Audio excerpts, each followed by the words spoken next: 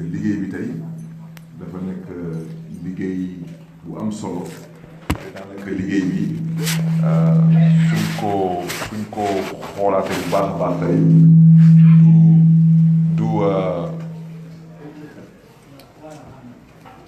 du comment dirais-je encore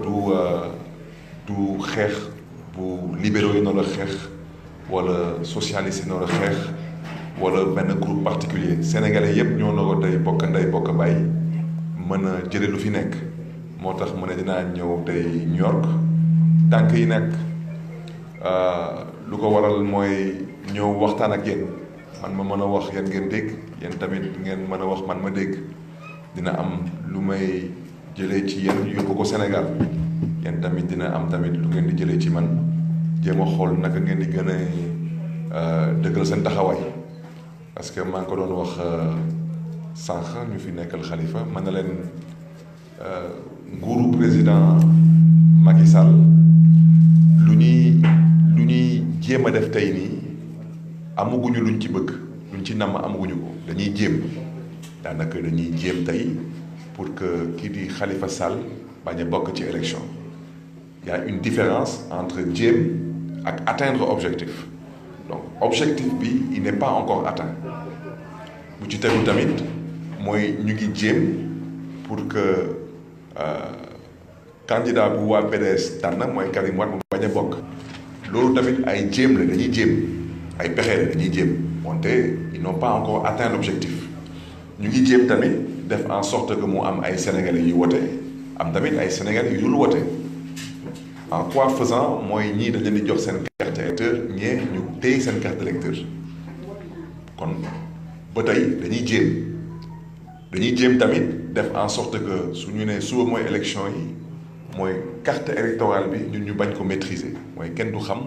ñaata centre de vote moo am ñaata bureau de vote mooy am da ngay jóg New York nga dem par exemple consulat pour wote ñoo ne non yow da nga nar a wote Washington wala yow da nga nar a wote Californie donc yooyu yëpp je crois que du xeexu waa PDS wala njabootu Khalifa Sall wala waa Abdoul Mbaye wala waa Pape Diop non xeex bi xeexu ñëpp la parce que ku nekk am nga sa candidat ku nekk am nga sa yéene pour Sénégal ku nekk am nga sa gis-gis pour ëllëgu Sénégal wante loolu yëpp pour mu mën a nekk il faut que tout de même le minimum mu mën a am mooy képp ku bëgg a candidat nga mën a candidat wala yoon bañ la may sañ-sañ nga mën a doon candidat mais yoon la ñu wax parce que tey je crois que moo xam waa PDS su ñu waxee tey Karim Wade mënul nekk candidat parce que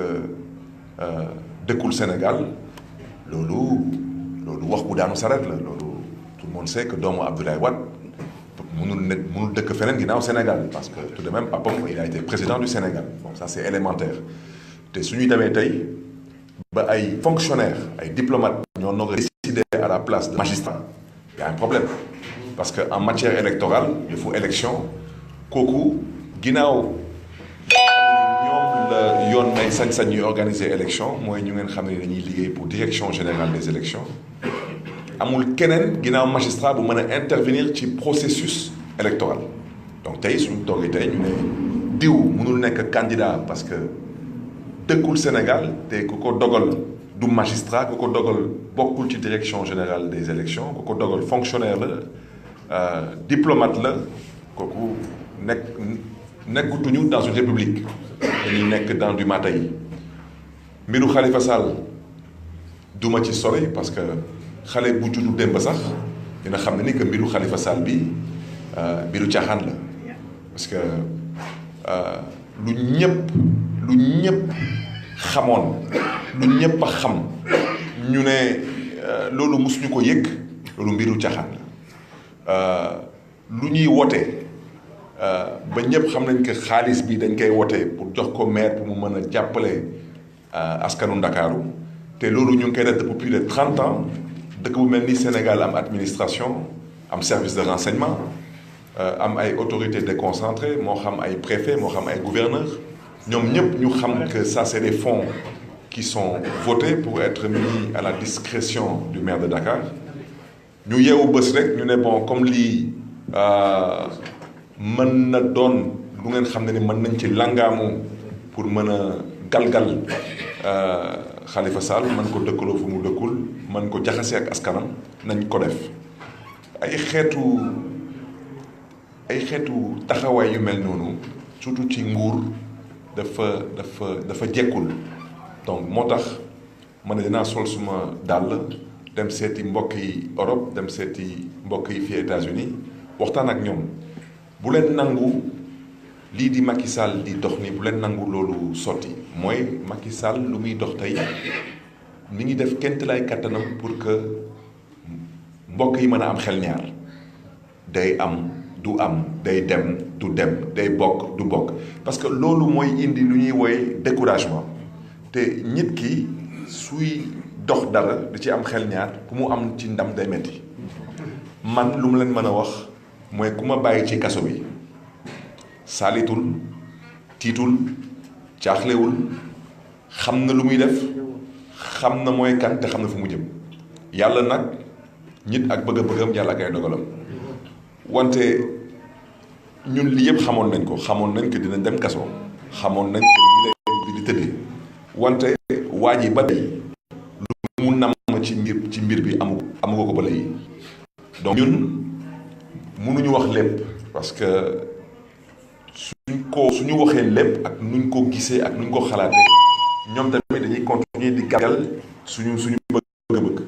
wante lu mu leen mën a wax ci mbiru Khalifa Sall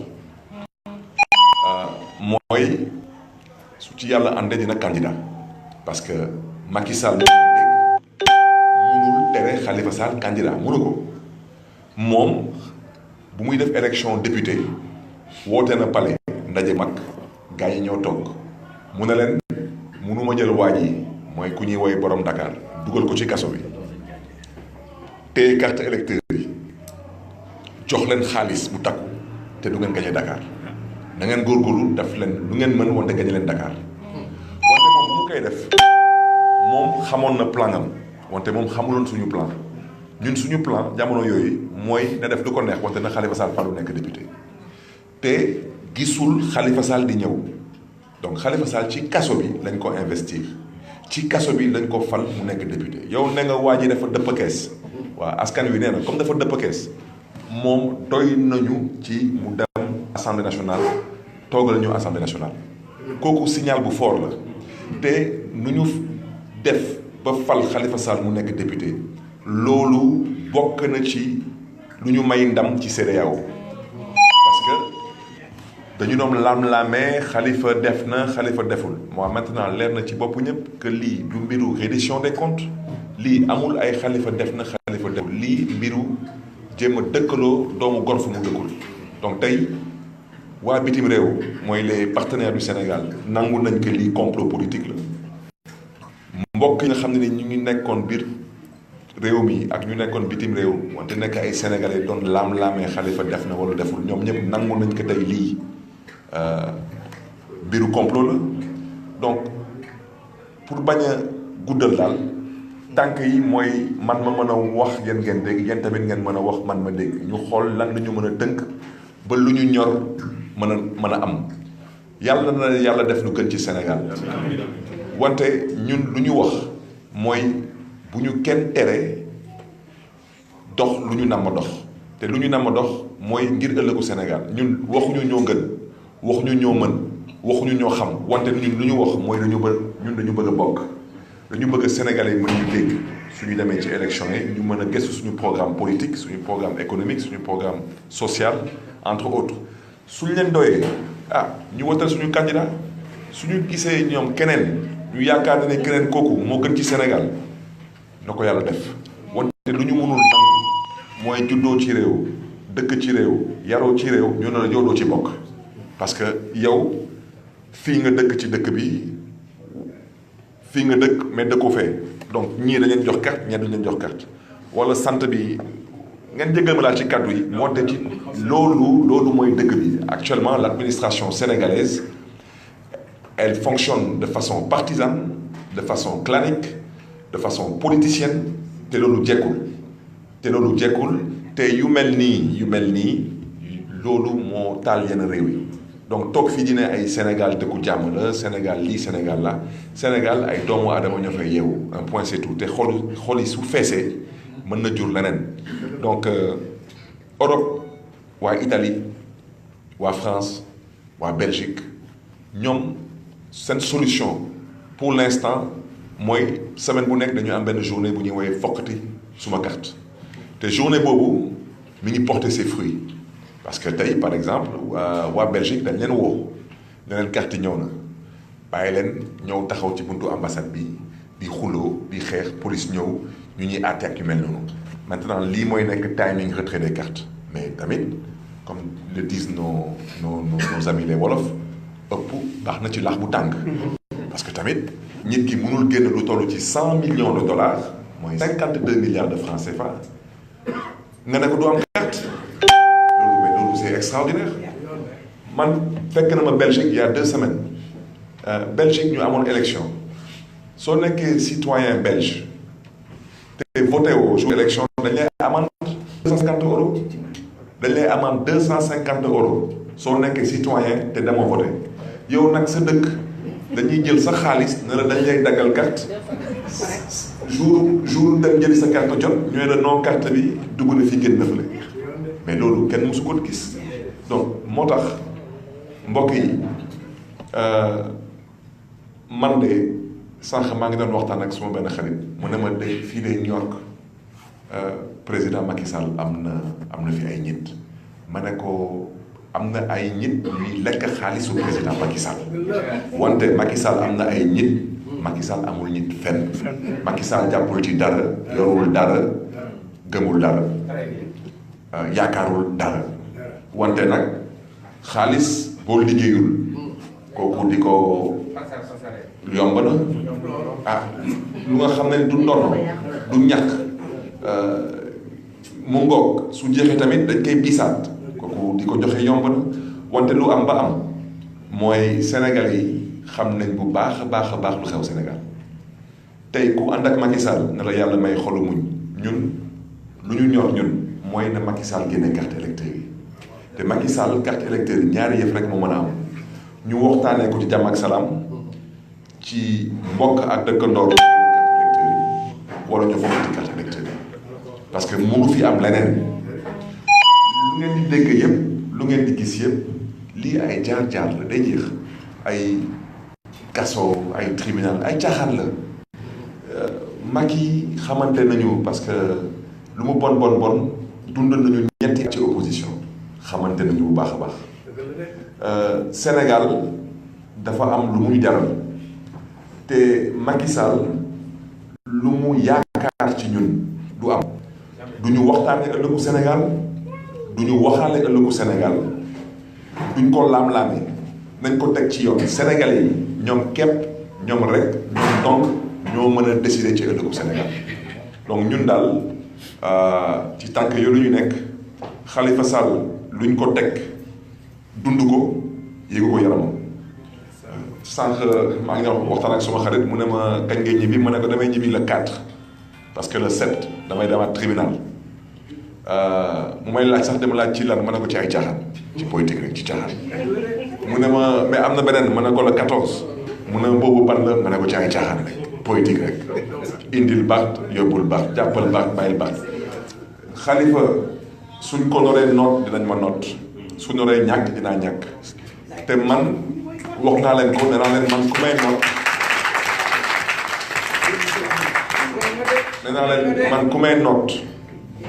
ngeen jéggal ma ci kàddu yi wante ku ko nar a jur ko ma wax jurul parce que gisuma lu tax doomu aadama norma noot dama ko gisul man yàlla laa gëm yaakaaruma ko feneen ginnaaw ci yàlla su ma amee am naa yàlla su ma ñàkkee am naa yàlla dëkk bi bu may ñëw États-Unis j'avais 14 ans dëkk naa États-Unis 17 ans dund naa fi lu nekk dund naa fi bànneex dund naa fi métit punch naa in punch naa out xoslu naa fi xam naa luy États-Unis donc ku jaar États-Unis yéen xam am na ay jaar-jaar yu nga xam ne nii ku fa jaar dàq ban man nag dama dàq ban moo tax moo dellu si waatee Sénégal ñu may wax ay waxu ay épée de Damoclès ay xawma lan ma ne leen su ngeen yeewoo rek ngeen yeewaale ma man lu may dox xam naa ko lu may def xam naa ko te su ci yàlla àndee incha allah dinañ ci am ndam donc maa ngi encouragé ñëpp di félicité ñëpp te fépp fu may jaar tamit su may waxtaan ak njabootu Khalifa Sall damay jéem a tamit waxtaan surtout ak njabootu Karim Wade Sénégal su amoon université yi jàng politique kese recteur université boobu Abdoulaye Wade lay tudd Abdoulaye Wade lu def xam ne bu baax lu def te yéen waa des na ngeen bu leen may Abdoulaye Wade mu leen dana ko Abdoulaye Wade tey lu ma gëm man mooy mi ngi xeexal démocratie parce que munul nangu parti politique def congrès tànn candidat Macky Sall ne candidat boobu du bokk constitution du Sénégal lu mu may président Macky Sall may na ko sañ-sañ moom président Macky Sall mu yëkkati loxoom ne moom le second mandat wante constitution du Sénégal mayul sañ-sañ président Macky Sall mu ne yéen waa PDS wala yéen waa njabootu Khalifa Sall yéen du ngeen jël candidat bii da ngeen jël beneen candidat balaa may dee ñu ne ma yow ba kan mooy seen plan B ñu ne amuñu plan B bés bu ñu Macky Sall waxee kan mooy plan B ñun ñu wax ko kan mooy suñu plan B comme ñoom amuñu plan B lu tax ñoom ñu bëgg ñu am plan B lu tax ñoom ñu bëgg njabootu Abdoulaye Wade am plan B donc loolu mooy fulla loolu mooy fayda loolu mooy gëm sa bopp gëm yàlla gëm ëllëgu Sénégal nit ki soo demee ànd ak ay nit ba ngeen dëkk dara lu ngeen dëkk bu leen nangu ñëpp ñëw ne leen loolu mënul nekk te fu may daanale loolu mooy ñëw nekk ci suñu waxtaan président Macky Sall moom lu mu namm ci coow li bi waxuwu leen ko parce que président Macky Sall même su amoon second mandat moom xam na mënul nekk même su amoon second mandat mu yemoon ci second mandat ñu ne daw wante bés bu ngeen juumee ba président Macky Sall fokk pour ne pas dire ngeen jégal ma ci kàddu yi mu sàcc benn second mandat da ngeen xam ne ni que lu ci tegu mooy nekk troisième mandat xam na ni ko wax léegi nii il faut que ce soit clair man j'ai été au cœur du combat contre le président Abdoulaye Wade pour le troisième mandat mais nag wax naa ko te dinaa ko waxaat su ñu waxee rek ci yoon kese le président Abdoulaye Wade avait selon la constitution du Sénégal il avait bel et bien le droit de briguer un troisième mandat loolu mooy dëgg parce que le président Abdoulaye Wade constitution bi lu mu waxoon mooy 2 mandats de 5 ans donc premier mandat bi 2000 ba 2007 bokkuloon la loi n'est pas rétroactive mais jamono boobu peut-être erreur bu ñu defoon ñoom mooy 25% mooy cas bloquant bu ñu dugal boobu mooy dañu ne ku am 5/20 de moyenne da ngay jàll en classe supérieure maanaam daanaka mooy ku am 25/100 mën nga jàll premier tour loolu gëstu nañ ko ci presque yeneen démocratie yëpp gisuñu ko fenn 50% ngay am et une voix nga jàll premier tour donc pour vous dire aujourd'hui que président Macky Sall yàlla bu mu am mooy mu am second mandat mais bés bu ñu juumee ba mu fokkati second mandat su ñu demee 2024 selon le référendum lu ñu fa voté mooy ñaari mandat 5 ans lañ ko limité kenn tudd fa mandat 7 ans donc mandat 2012 2019 du bokk mandat 2019 2024 mooy nekk premier mandat buy bokk ensuite 2024 2029 et il faut qu'on se comprenne il faut que les Sénégalais comprennent que xëccoo boobu yëpp langaamu boobu yëpp ay référendum c'est parce que c'est lié au pétrole au gaz et c'est lié à tout ce xaalis bu nekk ci lii yëpp mënuñu ko daanaka suñ ko bëggoon waxtaanee dina xaw a jafe parce que fu ñu toll ñun tey suñu xel mënu ko imaginer en termes d'argent lu mu toll ci alal lu mu toll ci xaalis dafa bëri lool donc il faut comprendre que y a beaucoup de lobby derrière il y a énormément d'enjeux donc seen bagage lañ ci teg te yéen xam ngeen bu baax a baax que président Macky Sall xam nga lu koy xaar bés bu ñàkkee. ah oui mais il faut mu leer parce que bés bu ñàkkee je crois que moom du sax wuti intervention parce que amul sax fu mu jëm ne wuti intervention. parce que non kaso bi moom su fa yemoon sax moo ko sant yàlla. ah kaso dañ koy buñaan waaw dañ kaso dañ koy buñaan parce que Macky Sall dafa indi tey Sénégal dafa indi fayantoo te fayantoo Sénégal yi xamul woon fayantoo benn indi na fayantoo beneen bi tamit des na yaakaaru Sénégalais à un certain niveau nga xam ne ni kenn du ko baal te moom jamono Abdoulaye Wade bu muy door dem Touba di dem seeti dem si yàlla suñu wóorul Serigne Bara di sàkku ci moom ndimbal demuloon Qatar demuloon Touba bii la demoon Serigne bi yëkkati woon téléphone am woo Abdoulaye Wade jox ko ndigal Abdoulaye Wade ne ko Mbàkke mu ne ko naam mu ne ko na sa xel daal foofu la jaar ba am jàmm mais ba nga Abdoulaye Wade di toog Abdoulaye Wade xamoon lu tax bu koy toog ku nga xam ne ni amoo benn ndono du ci ndey du ci bàyyi 2000 yaa ngi loué waxuñu appartement nekk la ñu wax waaw nekk ak salle Castor waaw yow 2000 ba Abdoulaye Wade defee premier gouvernement bokkoo woon ci gouvernement bi parce que tekki woon dara ci biir PDS comme yàlla mooy maye yàlla may la yow 2000 ak 2012 nga ne yor nga juróom-ñetti milliards waaw nga jàpp doomu Abdoulaye Wade ne la man lii ak lii suma pap moo ma ko may yow ñu laaj la yow foo jëlee sa juróom-ñetti milliards yi nga ne man lii Abdoulaye Wade dama ko jox waaw yow ana yow Abdoulaye Wade juru la bokku leen Abdoulaye Wade dina jox te moom ko jox waaw yow nga ne yow doomu Abdoulaye Wade da ngay tëj waaw nga dem ba nga xam ne ni Sénégal ku dugg point sax da ngay repère bi mooy kër Abdoulaye Wade nga ne waa kër gi da ngay tëj kooku fayantoo su amul mooy am waaw Abdoulaye Khalifa Sall di liggéeyam teg ko ci yoon nga dem enquête gisoo dara ci enquête bi te enquête bi lu mu wax nee na nañu gestu les conditions mooy conditions de création et de fonctionnement de la caisse yow nga ne yow maintenant yow da ngay ouvrir enquête judiciaire te yow rapport bi santu la nga ouvrir enquête judiciaire parce que rapport bi waxul dañu sàcc rapport bi waxul dañu dëpp kees rapport bi dafa ne ñu fi jiitu woon Khalifa nu ñu créé woon kees bi ak nu kees bi di fonctionner nañ ko gestuwaat parce que ñoom bu ñuy créé kees bi jamono yooyu direction centrale des marchés publics amaguloon agence de régulation des marchés publics amaguloon code des marchés bi nañ ko bindee tey nii jamono yooyu code des marchés bi nekkuloon noonu yow nga langaamu ci loolu daal ne naa dëkkaloo waa ji fu mu dëkkul mais loolu mbiru soxor la ñàkk gëm yàlla la donc daal mbokk yi li moo nekkoon tànk yi yàlla nañu yàlla jàppale yàlla na yàlla xeeb dolli wante lu mu leen mën a wax daal mooy Sénégal su ngeen jëlee juróom Sénégal yi da ngeen jàpp ne ni juróomi yëpp dañu contre Macky Sall loolu mooy dëgg man dama leen wax dëgg loolu mooy dëgg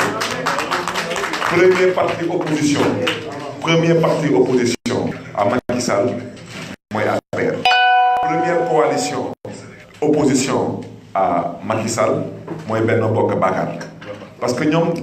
ñëpp amul lenn lu ñu gëm ñoom lu ñu gëm tey mooy dañu leen indil benn daanaka daal dañu teg benn daxin waaw daxin bi daal neex ba nga xam ne ku nekk mi ngi jéem a góorgóorlu bu jël wàllam mais xanaa nag bool bi dina jeexi bés bu jeexee ñu xool gars yi nag fu ñu jëm dañuy lekk bool da mbokk yi bu tënkee waxtaan bi daal yenn mbokku front bi waa opposition bi nu ma leen gisee nu ngeen lëkkaloo nii wax naa ko devant le premier ministre Abdoul Mbaye wax naa ko devant Babacar Gueye bu fa doon représenté Karim Wade dañu amoon ma manifestation il y a 2 semaines de cela à Paris au Trocadéro man nu ma gisee opposition bi bitim réew nu ñu bennoo malheureusement ñun loolu la ñu amul Sénégal te su ngeen gisee lu tax opposition bi jamono président Abdoulaye Wade mu amoon doole parce que semaine bu nekk lu mu bon dañu doon daje kër Amath Dansokho te loolu def nañ ko pendant presque 4 ans ou 5 ans donc ñun ñu doon décider ensemble boycotter élection législative même suñu doon dem ci ay marche dañu doon daje kër Amath Dansokho def cortège dem ci marché bi suñuy jàpp ñu jàpp ñëpp suñuy bàyyi ñu bàyyi ñëpp suñuy dóor lacrymogène ñu dóor lacrymogène ñëpp wante tey malheureusement on n'a pas de cadre c'est ça la vérité moo tax ku nekk ci yéen su mënee waxtaan ak leader au Sénégal parce que mën nañ bañ a am une unité dans l'opposition mais il faut ñu mën a am au moins une unité d'action mooy lan mooy fichier bi su baaxee day baax pour man day baax pour yow day baax pour yow day baax pour yow day baax pour ñu ñëpp su baaxulee day bon pour ñu ñëpp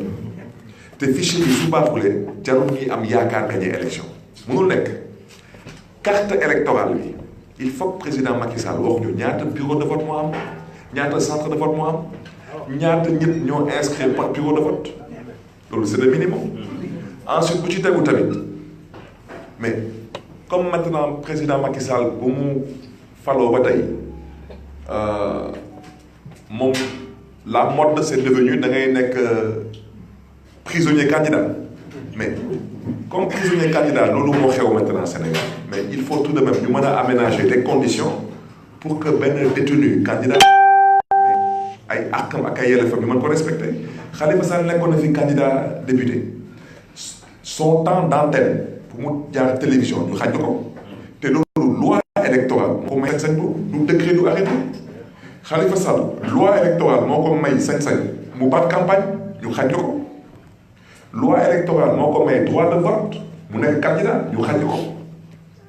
donc pour dire quoi pour dire que après tout cela il a été élu député donc tey ñun lu ñu bëgg mooy que Sénat société civile direction générale des élections union des magistrats du Sénégal ñu mën ñu wax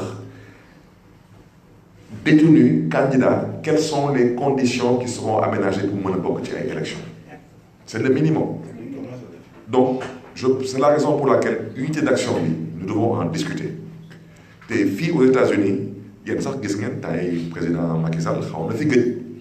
c'est pas que namul États-Unis na mën a États-Unis na mën a New York na mën a Big na mën a Manhattan wante xam na lu ko fi xaar xam na lu ko fi xaar kon nag ok da ngeen di gën a takku parce que waa ji xam na kër bu xaj fii xam na lu ko fi xaar xam na lu ko fay xaar Bruxelles Anvers xam na lu ko fay xaar du fa jaar day jaar ci ay gox xam na ne que fii amul benn enjeu parce que il sait ce qu'il attend maintenant nag loolu bu mën a am